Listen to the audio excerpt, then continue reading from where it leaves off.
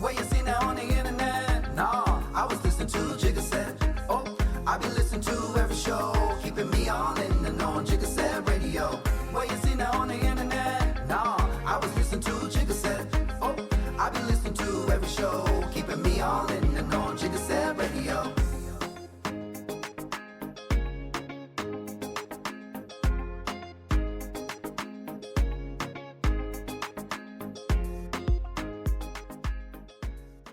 What's going on, guys? Welcome back to another episode of Jigga Set Radio. And we're here with someone really, really special. She over here making a lot of ripples in the pool, the Dallas pool. You know, Dallas pool is big. So I want to introduce to the show DJ C Wade. Let's go, y'all. What's good? C Wade, we in this thing. Let's go. I'm so glad you're here. You came on the show.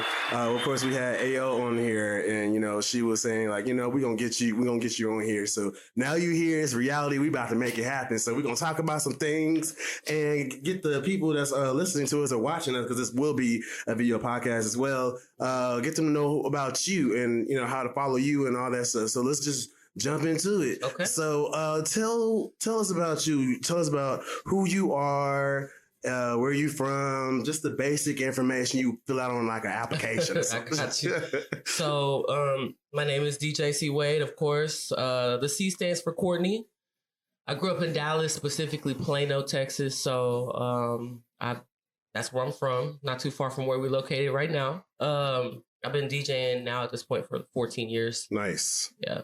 Yeah. So Okay. I've always been out here. I've traveled. I've been everywhere, but Dallas is home. So I like doing my thing out here. Yeah. So you say you've been here for 14 years. That's a long time. I've been here for 8.5 years myself. So like, what you've seen several things change. You've seen the actual population change here in Dallas. You've seen more culture being brought to Dallas. All that stuff. So like, with you being a DJ, you know, you set trends, and you also have to stay up with certain trends as well. So like, tell us about that experience. So yes, I mean, the 14 years that I've been actively DJing, it's been several shifts over that time frame. So now we're in the era of, music is just kind of like changing altogether. So Right. It's hard for me being where I'm at to like relate to some of the stuff that comes out now. So I prefer to just keep it like what we're listening to right now. Like, you know, I like the chill vibes, but I also like to turn up. So Right. Staying current is important. I do that. I just have to rely on my DJ resources to make sure that I am and, you know where the music is. And then, of course, like in the world of TikTok and the internet, it's forever and quickly changing. That's a good thing and a bad thing. Right. Because, like, baby, that song just came out like tonight. Now you expect me to have that? How would I know? Yeah. So it's that type of thing. But with the internet, the world is changing. It's rapidly changing. It's like you can't ever just stay where you at. Right. Yeah. So Okay. that's what it is. So you just gotta continue to grow with it. You know, some can, some can't. But you know, I'm blessed to be in the position that I'm in. So Yeah. you know, I continue to roll with it. Yeah, and you definitely been rolling with it because, like I said, y'all, because I'll be like, I don't know how she do it, man. Because like I'll be seeing her in one place. Like, let me tell you, she's everywhere. You see her everywhere. Well, damn, did I just see her? I'm like literally 2 hours later. I'm having a Sunday fun day, and I see her over at On Premise, and she might be at Marty's or whatever the case. Like you just everywhere. Like I mean, but I love it. Like you know, so it's like a recognizable face, and then but like I was saying earlier, like. You set the trend, and then like, so there's different components inside of a bar / club, right? So you have the bar element, you know, people go get libations, and, you know, feel good, you know, they want to be in the moment. The music, the DJ, they set the trend. They help set the trend as well because they're like, all right, you're going to set the vibe, that whatever we listening to, that's we rock it to, whatever the case is. Yeah. And then we have, what's another component that's in there? I mean, it could be food or whatever, but I think the bar. The DJ and the bar are the two most essential components. Exactly. Of the club. And for me, like, bar owners, bar managers, the bar is all the way around. Like I'm the known as like the one that's gonna drive the people to the bar. Okay, right. Like, we cohesively go hand in hand. So like what I'm doing, when I'm playing, the way that I'm playing it is strategic to make you drink. Mm-hmm. So, you know, the bars love me. Like, yeah. Yes. So yeah, it's like a constant cycle. Like, you know, I'm gonna turn up. It's like we might start out here, but it's gonna be a level up. Right. Next song, the way I spit it in, and then they're like, all right, it's time for a shot. And you might hear me say that on the mic a lot. Yeah. Shot o'clock, shot o'clock. And you like, it's time. Let's go. That's really dope because I've always thought that DJs are artists for me because they paint a picture and they bring people to a certain place in their mind that, you know, they were reminiscing during that time, especially like a good 90s mix, you know, for the people that's the 90s lovers out there, and that era of time it just puts you in that mood. It's like, you know, like, yes, I remember when that song came out, and you're so good with your transitions. Yeah. Like, and I'm like, it's real smooth. That's my nickname. Well, that's what I've been dubbed as, the transition queen. So I'm here for that. Yes. Yeah. That is what Transition queen. Yeah, that is what my DJ specialty is. Yeah. Okay. Yeah. So transitions is something that I've always, from day one that I started DJing, like I knew to be a good DJ, transitions had to be like the main thing that had to be on point, because if you don't have transitions, then you can't really, to me, call yourself a DJ. Anybody can go up there and just drop a song and drop a song and drop a song. Right. But the way you can smoothly move from one song to the next. Yes. And people can feel that. And you bring the crowd alive with that. That's why it's so important. Like, that's why I've always been like transitions. Yes, absolutely. and I'm a big DJ mix. Any of my friends that know me, like, I play DJ mixes all the time. Like the one you're playing now. Yeah, all the time. Because we gotta get yours on there. yeah. Real quick, do you have like a SoundCloud, Mixcloud, or anything? I do. SoundCloud. Now, it's been a while since I've actually been able to record mixes, but I do definitely want to get back into to doing more of those. Because mine are like from a few years ago, like South by Southwest, when I was doing that. Yeah. And, but like during quarantine, when we were locked down, that was a fun time for me as a DJ, because we got to actually, go live and mix live. Yeah. A lot of people that don't necessarily go out but know who you are, were able to experience like what I do. Yeah. So that was the last time I was able to do live mixing or recordings and things like that. But I have to get back into it for sure. You definitely got to get back into it. Yeah.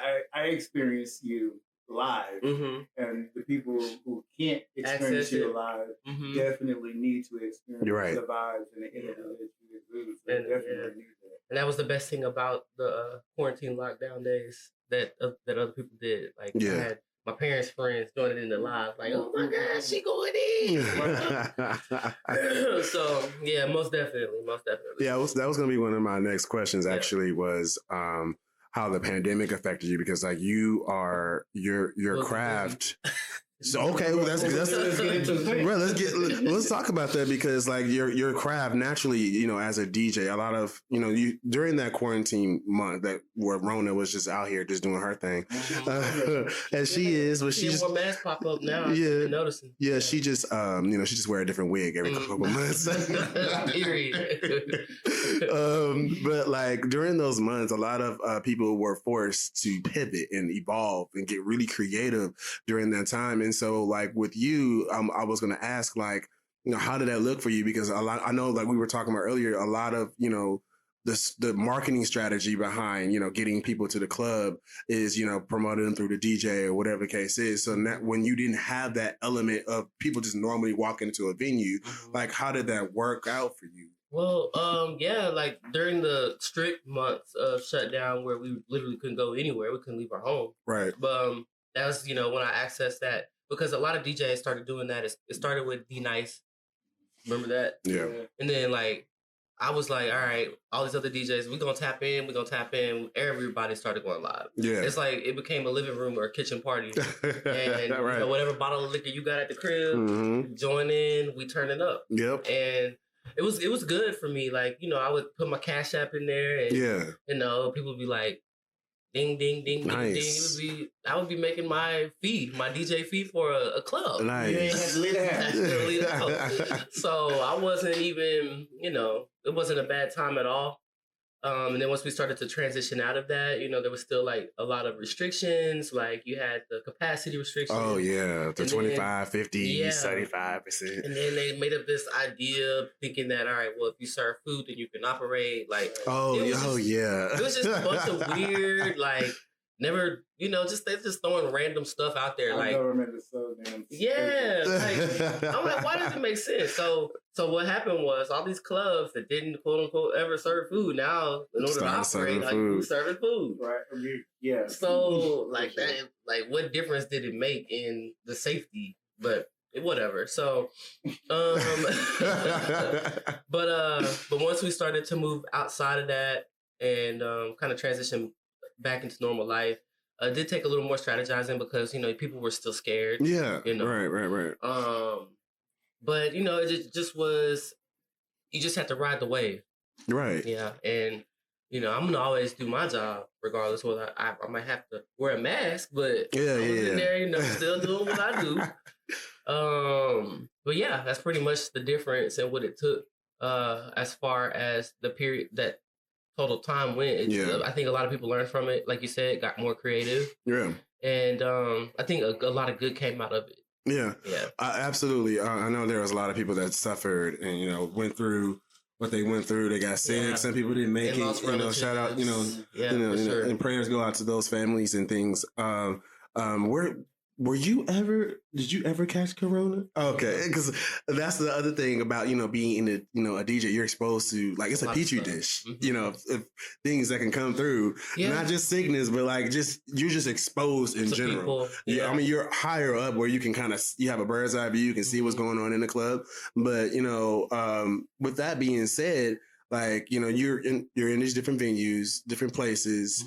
Have you ever felt like when you were DJing that this might be a little unsafe, or it's starting to get a little unruly out there? Certain venues, with the way that they set up the DJ booth, it's in a way like they're looking out for the DJ, because I don't like to necessarily be accessible. Yes.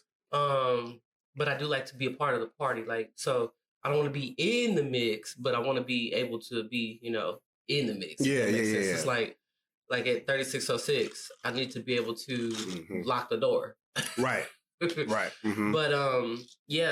are other setups, especially around that time. I think we were doing Tuesdays at what was this? So many places. Well, it was a spot in Uptown. Yeah. It burned down. But we were there. Gaslight. Gaslight. We were doing Gaslight, and that was kind of like, you know, right there in the mix. Like, you come in the door, boom, I'm right there. So I would put on a mask for those types of situations. Yeah. But obviously, like, when you can be accessed by everybody, that puts you in a more vulnerable situation. So I prefer, like, Mr. where I'm going after this, where the booth is behind the DJ booth. Okay. I mean, behind the bar. Right. So people can't just walk up to you. Right. Yeah, you're totally in the island over there. Yeah. And I love it. Yeah. No, that's actually... I see you, baby, but I'm a witness. There's a barrier. Yes. There's a barrier. Yes. And normally in those cases, you guys, like at Mr. Do you in any other gigs as well? Do you take a lot of requests from the audience, or you just kind of you prefer to just kind of, I got this? Yeah, y'all's gonna vibe or whatever I'm vibing with. Right. Well, I mean, I try to. I'm playing for you guys, for the crowd. Right. Like, I'm never playing for myself. Right. So, although we don't mind a request here and there, we're not obligated to play it, because people have to understand that we're curating a set of vibes. Absolutely. And this is, you know, people like to get, you know, they want to hear something specific. All right, well, if I can work it in, 9 times out of 10, I'm going to play it anyway if it's popular. Right. You just got to wait for it, because we're curating a set. Exactly. So I don't mind requests. I just don't like when people are entitled about it. Yeah. And if you want it and you want it that bad, then send me some money. Yeah, right. The DJ. Tip the DJ. That's gonna provide me incentive to do it. Right. But yeah, like, people just sometimes get carried away, and like, we're not here to be jukeboxes. Like, you can go to your car and play what you want. You're gonna play. But you're not the person in this club. Right. And I'm trying to make sure this vibe is moving. And everybody in here right now is on the vibe. Right. So don't come and think I'm gonna interrupt that vibe just to play what you want. Right. So that's what it is. Now, do you so we have all of us out here, entrepreneurs, artists, etc. We're out here trying to get exposure, get people to know who we are. And as a DJ, you are a gateway to a lot of different people, not just playing music in the club, but like artists that may be trying to be on the come up. So how often are you approached by local artists that, hey, can you play my stuff? Do you get that? A lot. And how do you handle that? This past Friday, I was approached by somebody that I know. They had a friend that's a rapper, and I was like, let me listen to it. Send me the song, airdrop it to me. Got it. Listen to it. I knew exactly where it could fit in. But that's the thing. If I listen to it, it has to be able to fit. Right. Like, a lot of times artists will think that just because you're in the club and you can play a song, every song is not a club song. Right. So it really depends on the song. So I have no problem with it if it fits. Like this, the one that she had kind of had like a Yin Yang Twins beat. Nice. And it was perfect. So nice. I knew exactly how I was gonna mix it in. And then she, of course, she sent me money for it as well. So that's also something. Like, don't come and expect things, empty-handed. I mean, that's just the world we live in. It costs something to get something. Yeah, absolutely. So that's preferred. But yeah, I'm open to it. I put artists on in different ways. Like, just it was around this time last year when I did the brunch with DJ. When I did the brunch with DJ Tribe. Okay. I was in the restroom and was listening, just in the restroom. Randomly heard a woman singing, just for whatever reason, just singing. Her voice was amazing. So I stepped out and I'm like, wow, you have an amazing voice and that needs to be shared. I don't know what you have going on, but I needed to, basically I lined her up with AO, who had her open mic thing going, which also had potential outlets to other things. So she recently hit me up on Instagram. It's like, wow, just that day that I met you, I just wanted to thank you because like you changed my life. Just that quick. That just with that introduction. Yes. And then since then she's Free Man, Deep Ellum. She's got like a whole network of stuff that she's doing now. Nice. She was new here. Booked now. Booked and busy. She's booked. Shout out to booked and busy. She need to go on Thanksgiving. She did though. She sent me a very heartfelt message, and I was like, that made me feel so good. Like I love to put people in positions that they otherwise may not have been put in. So So whatever power or tools I have or resources I have, I definitely don't mind sharing and helping other people. Yeah. So one of my creeds, and I speak about this on many podcasts, is the notion of just paying it forward. Right. So like, if we're blessed to be in a certain situation, using the resources, whatever we've been able to obtain to help elevate someone else, that for me, even if it's whether it's one person or 50 people, it's just that mindset that has just the humbling mindset. Just like I learned and I want to put you on as well. And it sounds like you be doing the same thing. Yeah. So that's really dope. So let's go back in time. Okay. Let's go back in time. Let's talk about your childhood because it sounds like, because you sound like you have like a good head on your shoulder, right? Mm-hmm. So like, let's talk about your upbringing. Like what's that look like, your childhood and how that made Seaway today? Okay, well, let's see. Where to start with that? Well, I grew up in your typical, my family was a 2-parent household. Okay. My parents divorced at a young age. My mom remarried, great guy, still my stepdad. Like, he's very much a prominent father figure in my life to this day. I went to school. I had lots of love around me. Both my parents were successful, very success-driven. For me, I was always into the arts. Like I could draw, I could do things like that was just my avenue. Music was my avenue. I started off as a drummer. So, as annoying as that may have been in my parents' house, they definitely, were willing to pour into those talents. But yeah, my parents are very much college educated, go to school, make a good career type people. Yeah. My sister as well. But me, I had to do it my way. Yeah. So I was like, I'm going to do this now. I still have a career outside of DJing as well. Yeah. Okay. Believe it or not. But yeah, that they, support what I do. My parents have been to a couple of gigs, that they can that they can do, not the crazy ones, but a yeah, party here and there. But yeah, I was just raised with support, love. As a gay woman, I came out to my mom at 18. It took a little minute to just get over the shock, but it still was like, we kind of already knew. Yeah. So one of those things. Yeah. Like they know. And then and my grandmother, being older, she was like, baby, I knew there was something different about you. Yeah, that discernment. Yeah, she told me, I'll never forget it. She was like, when you was 5 years old, you had this walk. I was like, I still got that walk. So, she knew. So, but yeah, my parents have all of them. My mom, my dad, my stepfather, all very supportive in everything that I do. Yeah. So, I'm blessed to come from that. Yeah.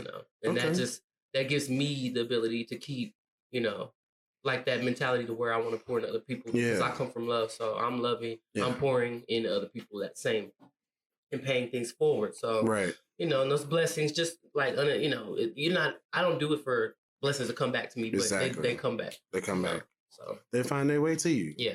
Yeah, because you're a magnet.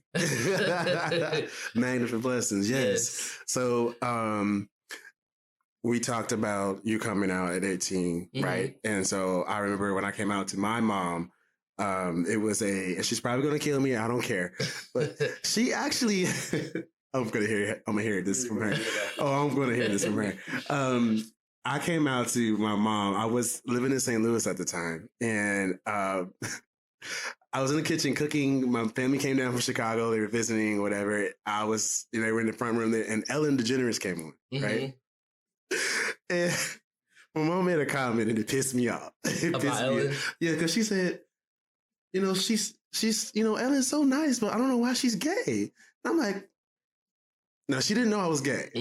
And so I was like, what does that mean, Mom? And she was like, I'm just saying, like, she's such a nice person. She's dancing, she's doing all this, but like, I just understand like why she's gay. I'm like, just think about what you just said. Like, what do you mean you don't understand why she's gay? I'm just saying. I said, okay. It made me mad. I didn't even finish dinner or anything. The fact that you're emulating her voice. we get in the picture. Yes. I'm trying to paint a picture for y'all. The audio and the visuals come together. And so later on that day, I had called her because she had left and, she got home or whatever. I called her and told her, I said, Mom, I got something to tell you. And she said, what's that? I said, I'm gay. I just came out and said it. And she was real quiet. She was like, so the Lord said, they go straight to the Bible. I hate when parents do that. They're like, well, the Bible said. I think it's just an automatic, because my mom did the same thing. And I'm like, and of course was like, well, we didn't raise you like that. Well, you can't raise nobody to be gay. Yeah. Like, that doesn't happen. Yeah. Right. Born this way, right? Sorry. Go ahead. No. You're good. You're good. No, she, we didn't talk for a few weeks, and according to her recollection, she's like, "Oh no," and she's gonna say, "I love my son, support everything that he does," but she needed time, like you were saying, like that hump, that just to get through it, like. Process, understand what it is. She had to do research. She came back to me a few times. She said, well, the leading cause of death for gays is AIDS. I'm like, wow. No, it's not, Mom. That went left real quick. She said, yes, you're my son. I just want you to be careful. I said, what you mean? The leading cause of death is AIDS. I said, wow, Mom, when did you get those statistics? Right. No, it's not the case anymore. I went to brunch with my mom for her birthday. It was February 19th. And two of her closest friends, my godmother. And I, don't see them often anymore, every now and then, wedding, big occasion. But my godmom was telling me about, because, she called her best friend. It's like, Courtney says she's gay, and she's also a psychiatrist. And she also had told me, like, she was like, well, yeah, we had an idea because, back when you were a kid, your mom was calling me, telling me Courtney don't want to wear dresses, and her dad wanted her to wear dresses, and she didn't want to put them on. Well, that was your biggest clue right there. My grandmother was like, the way that, because you will always do your cousin's hair, you will always do their makeup, you always do that. we already knew. And stuff like that. Yeah. You got the clue. I mean, y'all got the clue. Right. I didn't know this. You know, we just being us. Right, we just being us. We just being us. So, I think what happens, especially in Black households, is, they see those things, but they want to, try and, just wish it away. Yeah, we not gonna really we not gonna pray away. Right, the Bible said. Yeah, the Bible said. I said, Mama, you ain't never quoted no Bible. The Bible, friend. You ain't never quoted no Bible. Now, my grandmama maybe, but my mama, you ain't never quoted no Bible verse to me. So now you want to dip into the Bible? Okay, right. She be what Jesus. They be spitting that biblical bars. Okay, I said, okay, lady, I see what we doing here. So, so Mama Turner, shout out to Mama Turner. She came around and she actually has been one of my biggest supporters ever since I came out. She said, "Don't be messing with my son," and she's known, and she's gonna definitely agree with me when I say this because she loves this title. She's the gay mom. She's everyone's mom in the gay community. She's like, "That's my son." I said, "Girl, that's a 132nd person. You said that was your son." And they be hitting me up, and then it gets kind of weird. There's been a few situations where it gotten weird. Like, a few straight people I've come across and be like, "Yeah, I'm about to be your daddy," and I'm like, "That's kind of weird." And she just thinking, "Oh yeah," she thinks now. I don't know if she has her. She says she's developed a gaydar. I'm like, interesting. The world becomes a lot more clear. Right. But it's crazy how they can make that transition, like how she started with making the comment about Ellen to where she's just able to educate herself and open herself up to different ideas and get out that just narrow-mindedness. Yes. And now it all makes more sense and they can be an advocate. And, yes. That's. I think it hits differently when you have a direct source in. Yeah, right, for sure. Because especially for the mothers, it's like, okay, well, this is my baby. I love them unconditionally. Mm-hmm. So I have a way in, and I'm definitely here for my baby. I can definitely be here for the community. Yes. Yeah, because there are mothers or people that are in our community who don't have the type of support that we all have. Right. So it's definitely a shoe-in, and definitely should be recognized in that sense. Yes, for sure. Absolutely. Sure. Speaking of support, that's a great transition topic right there. Support when it comes to the community.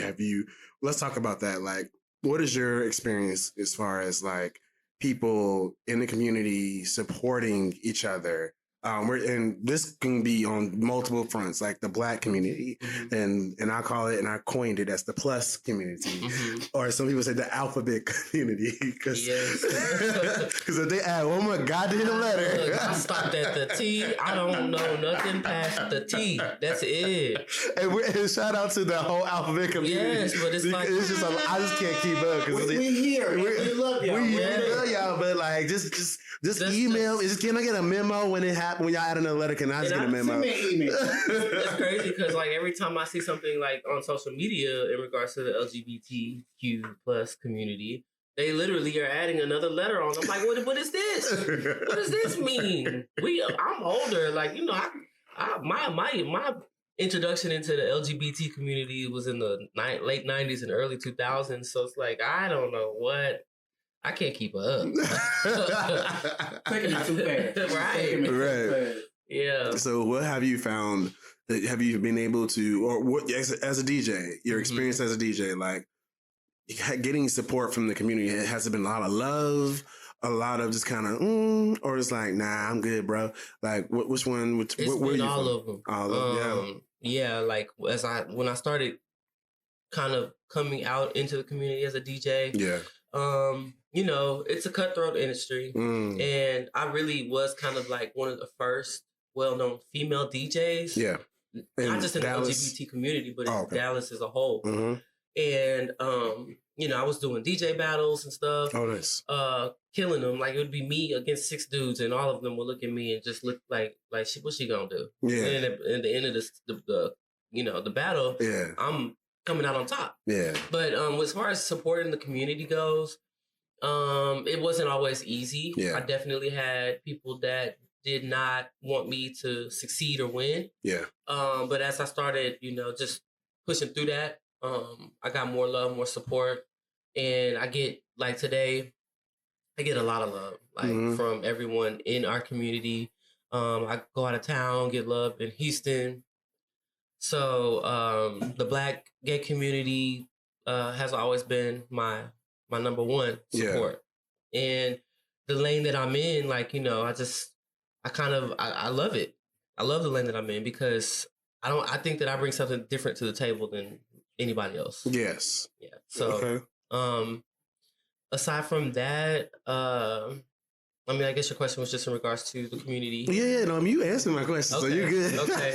But yeah, aside from that, like, I get love from straight people too. You're a good DJ. You're a good DJ. Yeah.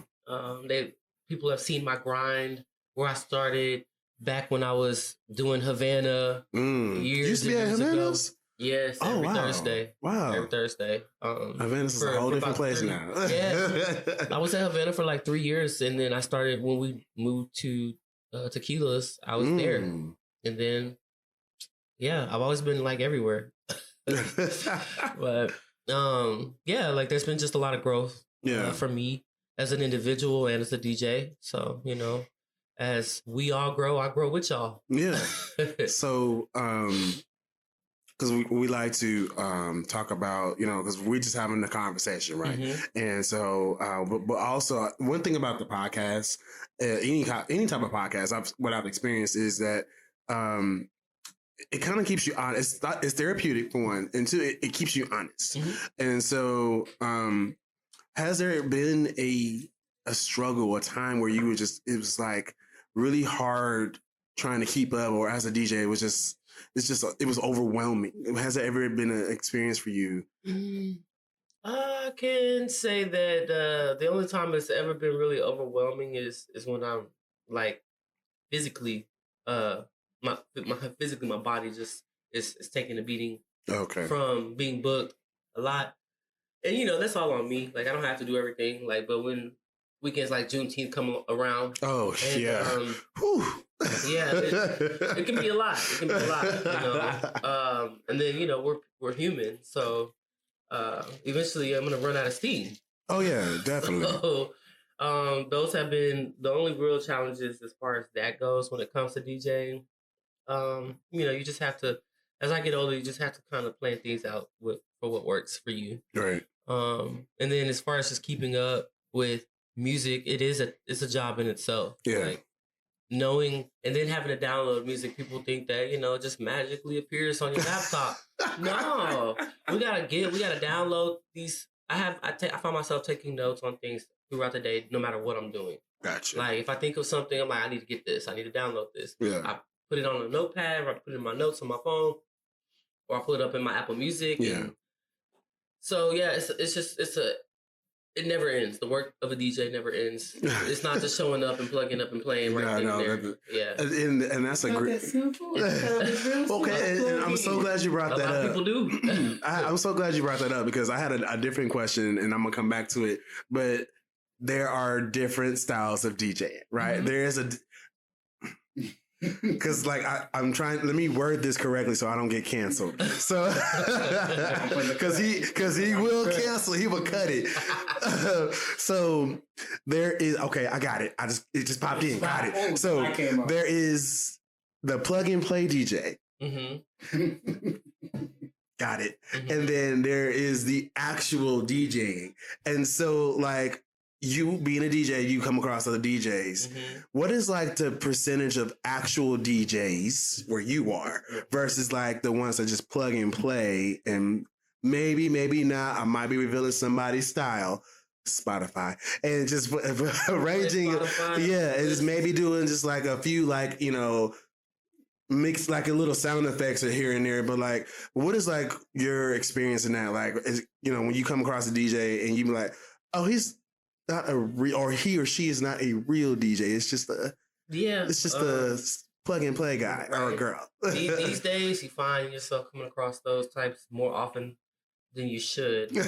But my thing is, like, again, what I said at the beginning was there are certain things that actually define you as a DJ. Right. If you're plugging in and playing a Spotify playlist, you're not doing anything that you can't do. Exactly. Do. So what are you doing? You know, like just now there's two levels to that, because if this is what he's doing, why is whoever's booking that person, person to do something that anybody can do, right? Cheaper. Well, that's also the other thing. There's people that do. We're gonna call them the plug and play community. We're gonna call them that. I put everybody in communities. Call them plug and play, not DJ. Right, plug and plays. That be charging just as much as a regular DJ. And so, with your experience, like coming across those things, like how do you feel as far as pricing, and when people be like, "Oh, I'm gonna pay for this because it got this person's name on it," but all they're doing is plugging and playing. Well, at the end of the day, the product is gonna always reveal itself and speak for itself. This plug and play DJs cannot do what I do. Exactly. Like, they can't transition. They can't do those things. Yes, so they can't replicate that. So it can work for certain places, but for a place that needs high energy and crowd response, and things like that, that's just not going to work. Yes, because I have mixes that I can let play the entire night. Right. You can't. You have to be able to touch the soul of the crowd that you're DJing for, and if you can't do that, then it's going to be okay at best. It's going to be okay, but it's not going to be phenomenal. Right. So that may work, but it's like night and day. You can have a plug and play and then have me come behind them, and you're going to see the difference. Yes, you're going to feel the difference. Yeah, you're going to feel it. Exactly. So, the people who pay for that and do that, then power to you. Kudos to you. so being someone who promotes and doing events, oftentimes I've hit you up multiple times about doing events. I say, what's your price? Mm-hmm. Right. I don't care what it is. You tell me what it is, what the number is. I'm gonna do it because I know what I'm bringing, what you're bringing. Right. And if I can't do it, then I'm gonna say, well, I can't do that. This is what I can do. This is what the venue giving me. Right. Yep. You got to pay for quality. You do. You have to pay for quality, because you're not going down to a Louis Vuitton store. You're gonna pay for the purse. Right. You get the bag. You're gonna get that, or you can go to Coach and get you one for a little less. But shout out to Coach. But at the end of the day, you're paying for the product. You're paying for the quality for what that person brings. You got the experience, the equipment. I think that is something that in our community, in the African American community specifically, it was always, that's too high. Yeah, that's too high. But you go over there down to the other places. I'm not going to drop any names. And you would drop the money. No hesitation. No hesitation. But when you say, well, I need to do this and this is what I want, but you can't pay the price of activity. And that's why I do this down to the name range. And that's why I don't do weddings at all. Really? You don't do weddings? I've done a few. But I made a... Let's see what I'm going to need you to do, man. Well, here's the problem with weddings, and a lot of DJs don't like to do weddings. So you have to be... Really? A lot do not like to do them. They'll do them here and there for friends, or depending on the situation.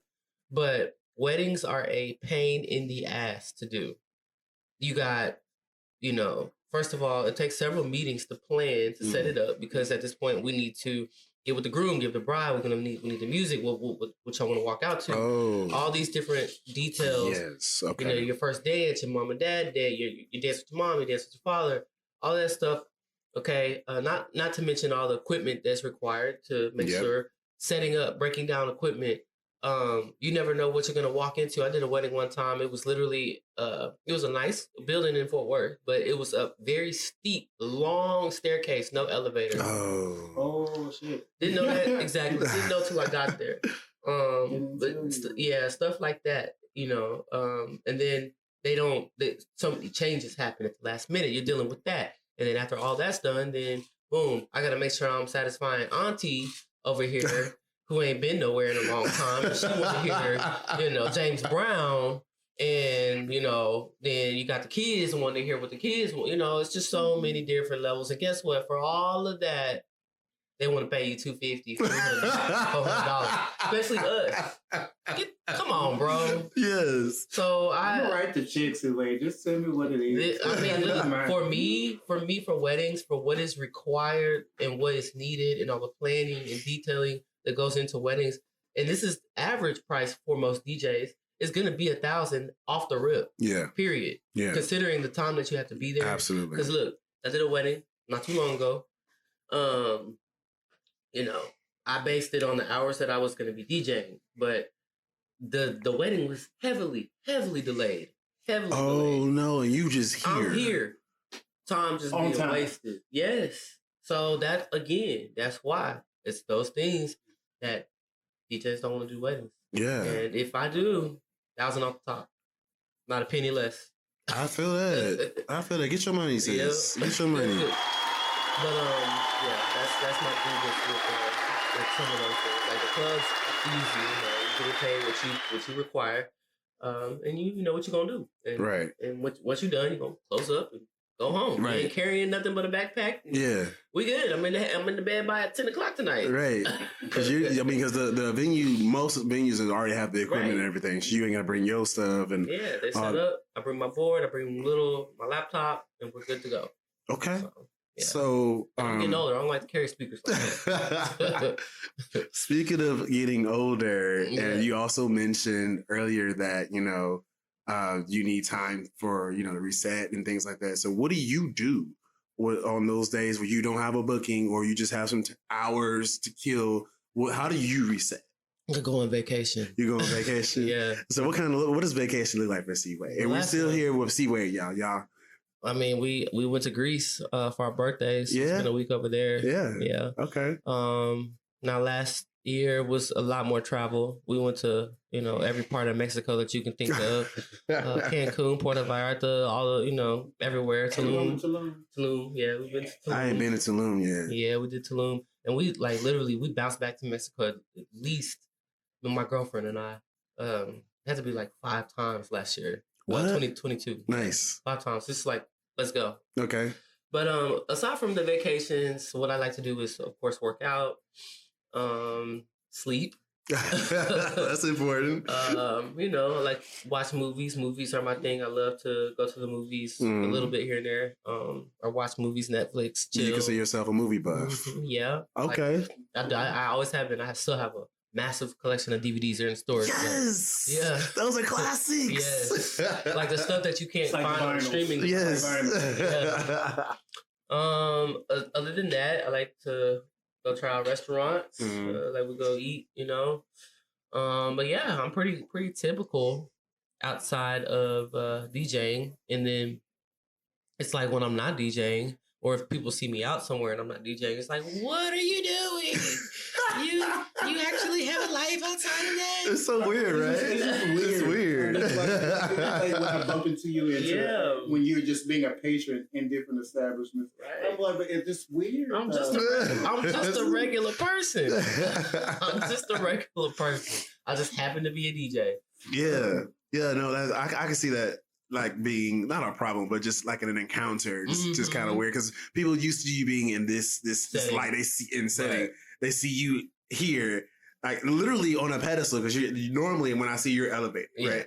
And so, and then when you just say you just out and you actually having I don't know if you even have your own Sunday fun days. Do you even have your own Sunday fun days, or you just out in just actual patron? When I do, and I started demanding them because I did on premise the last 2 weekends in a row. Yeah. And that's a very long set. It consumes. Yes, it is. Yes. Because I was there. We was there last weekend. Yeah, okay, I did. For me, I usually have a window in which I can DJ. The max amount is 4 hours. That's typically your 10 to 2 set. Okay. But anything beyond that is, you're going to get a couple mixes, some Spotify in the mix, maybe. And then I'm gonna come in, tap it in, tap it out. Yeah.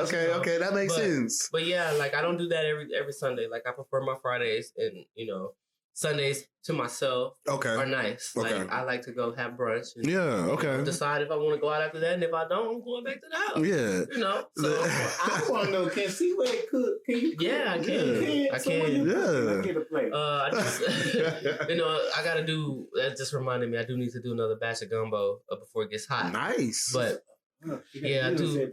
Yeah, I do a nice gumbo. The next time you make it, I ain't get no plate. Okay? I got you because usually I make too much anyway. I need to be able to, Right. But yeah, I can cook. I can definitely get by, on my own.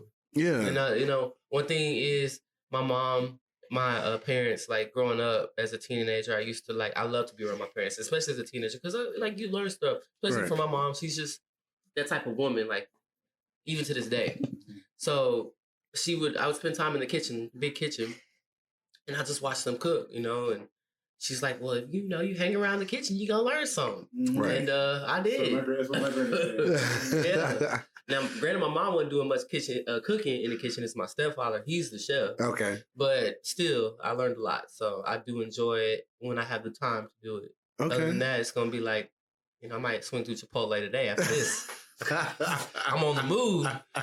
No, I totally feel that. You just, when you booked and busy, sometimes you just get what you can get. And then when you get home, you be like, I don't even feel like cooking yet. Right. I gotta wash the dishes. Yeah. And if you don't let it be a situation where you don't have the ingredient in your refrigerator, you gotta go to the store. Then when those people come back, I don't feel like cooking no more. Yeah. So I don't even want to eat no more. Right. Yeah. Chipotle it is. Chipotle night it is. Chipotle looking like the move. But I've done it a couple of times where I'll be out and about and I'm supposed to be getting an ingredient and then halfway through I get discouraged. I say, I gotta go home and cook this motherfucker. or when you go to the grocery store and you're like, ready, I'm gonna cook. All right, I got nothing. Right. And then it's like, all right, they in the car. And then it's like, I think I'm gonna get some takeout because I don't feel like. Now it's like I've sized it up in the work now after going to the grocery store, which is a chore in itself. So now it's like, all right, you know what? Chipotle. And then you turn around and I've done this multiple times where I get the groceries sitting there. I say, you know what? I'm gonna just order some food. Right. It's like it's intimidating. And you look at it and you're like, dang, I really gotta slice this, chop this, cook this, boil this, saute this. I can't. Shout out to being able to do that. Right. So shit, I'll eat it later. Yes. I'm going to order something else. Still end up getting a pizza. Right. And then you be looking at yourself and be like, damn, I spent this much. Right. And I want to spend another $20. It's going to get cooked, but it just ain't going to be today. Not right now. Not today. Yeah. That's what happens. Hashtag booked and busy. So how can they follow you? So we are at the end of our podcast here, but we want to make sure that people know how to follow you and all that good stuff. So how can the people follow you? So my most commonly used social media for me is Instagram. So that's just simple DJC_Wade. Everything else, Facebook is DJC Wade. I just started a TikTok. I don't even know how to use it yet. I hesitated for the longest time. Yeah. I'm just it's just too much. I know when you have so many resources. You'll be good though. You'll be good. Trust me. Yeah, I haven't utilized it quite yet. I'm still I might tap into it after during this week. I'm gonna play with it, but that's also DJC Wade. So there's no underscore on that, which is DJC Wade. Yeah, okay. The only underscore is Instagram DJC_Wade. Okay, and I got old YouTube videos up. Just, I'm everywhere. Yeah, so the good thing about what you do is a lot of your mixes, any DJ mix, honestly, if it's a lot of times it can be timeless. Right? So I'll literally go into DJ mixes that was made in 2015 and it's still a hit, And so the good thing I say that to say if you upload any of your previous stuff to TikTok, it's gonna go. It's just gonna go. So y'all make some noise to DJ C Wade for coming on the show, y'all. Yes, thank you. We appreciate you. That liquor is hitting you.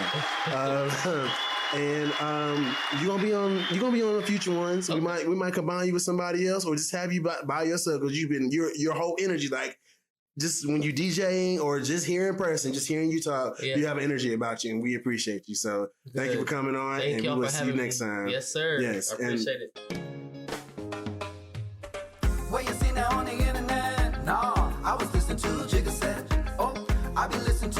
show, keeping me all in the know on Jigga Set Radio. Where you see now on the internet? Nah, I was listening to Jigga Set. Oh, I be listening to every show, keeping me all in the know on Jigga Set